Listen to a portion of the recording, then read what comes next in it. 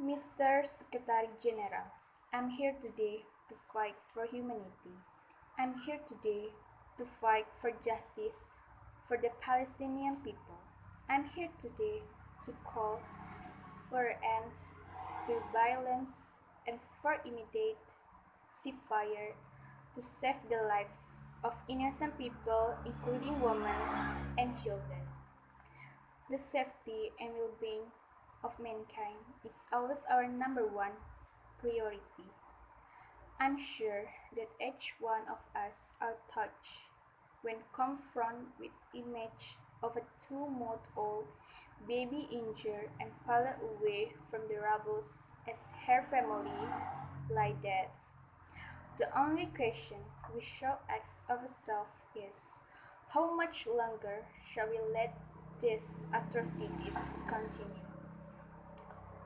All of us know that this conflict is asymmetric by nature between Israel, the oppressor, the occupying power, and the Palestinian, the occupied, who are continuously being oppressed.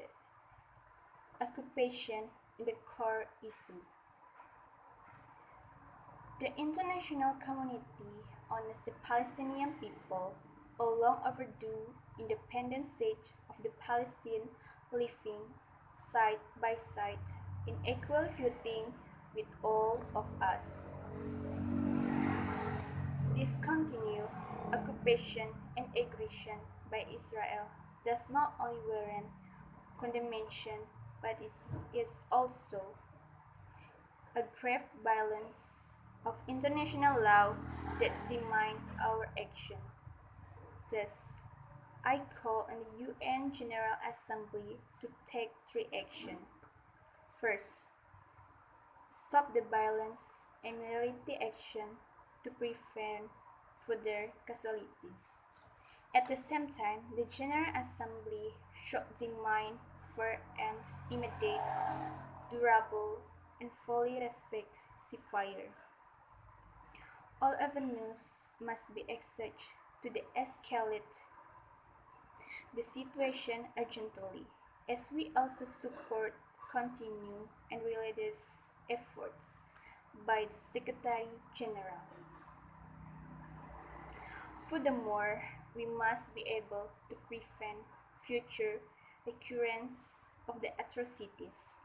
In this regard, the General Assembly should call for the establishment of an international patient ill outputs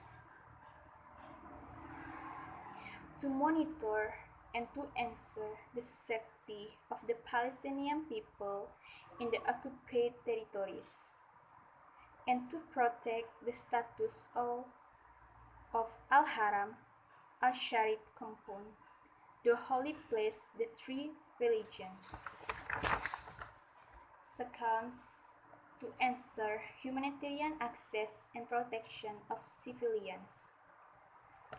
Our ultimate responsibility is to save lives, and every minute we spend here deliberating could mean another Palestinian life lost. I call the General Assembly, together with relevant UN agencies and other actors, to step up effort in providing humanitarian assistance to the affected Palestinian people. It must urge Israel to open and allow access for the delivery of humanitarian aid, including to Gaza, which has been under siege for more than 13 years. Third, pursue a credible multilateral negotiation. Credible negotiation is very important to advance a just and comprehensive peace. We set on the two-state solution in line with internationally urged parameters. The General Assembly has moral and political responsibility to ensure that peace negotiations take place. We must put a stop to the systematic effort of the occupying power that may leave nothing left to be negotiated. It must not allow the Palestinians to have no other choice but to accept injustice for the rest of their lives. Therefore, we have to stop this injustice now. We have to continue our support to Palestinians to get their independence and justice.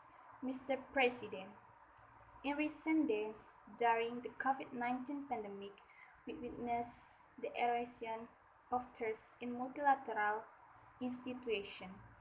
Today, we hold this meeting with one main purpose: to ensure that justice prevails for the Palestinians. This meeting will be seen as a litmus test for multilateralism. We must remain committed and stand united in our effort against all illegal acts of Israel towards ending the occupation in Palestine. We have to act now together. UN has to act now. I thank you.